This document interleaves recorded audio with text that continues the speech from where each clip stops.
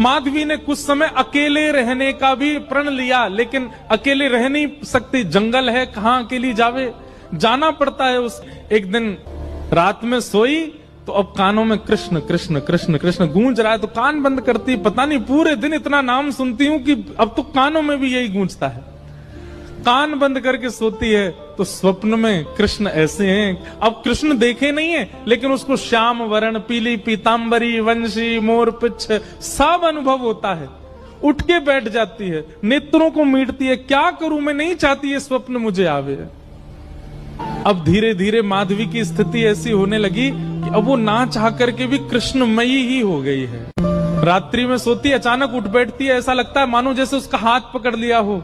स्थिति ऐसी हो गई कि आधी रात और माधवी को ऐसा लगता है कि भोर हो गई, और तुरंत उठ करके जल्दी जल्दी वस्त्र धारण करती है, मटका उठाती है और दौड़ करके जाती है। अरे विलंब है गयो, इतनी देर है गई, मैं अभी तक उठी नहीं, जबकि है आधी रात।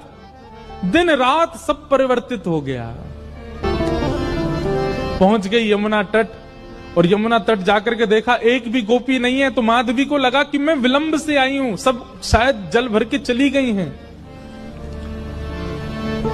जल भर के रोज जाती है माधवी, लेकिन आज पता नहीं उस पात्र में इतना भार कहां से आ गया कि स्वयं ही नहीं उठा पा रही है। इधर उधर देखने लगी, याचना करने लगी, कोई तो आवे, कोई तो उठा दे। और तभी कोई नहीं है वहां।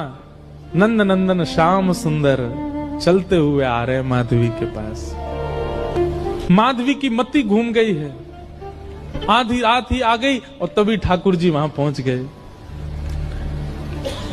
पहले तो चाल देखी तो चाल पर मोहित हुई, फिर जब वक्ष देखा तो वक्ष पर, जब हाथ देखे तो हाथ की चलन पर मोहित हो गई, और मुख देखा तो भूल गई सुध बुध।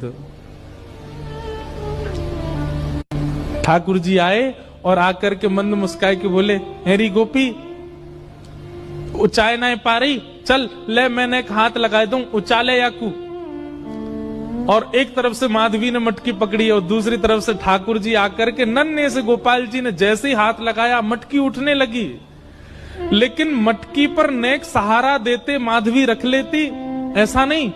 ठाकुर जी मटकी उछा के, जैसे जैसे मटकी उछ रही है वैसे वैसे ठाकुर जी लंबे होते जा रहे हैं, और बिल्कुल माधवी के नेत्रन के सामने आकर के खड़े है गए। कटाक्ष नेत्रों के सामने कोई गोपी टिक नहीं पाती, और माधवी को ठाकुर जी प्रत्यक्ष देखने सामने खड़े हैं। और वो एक क्षण के लिए जो रूप माधुरी का दर्शन हुआ,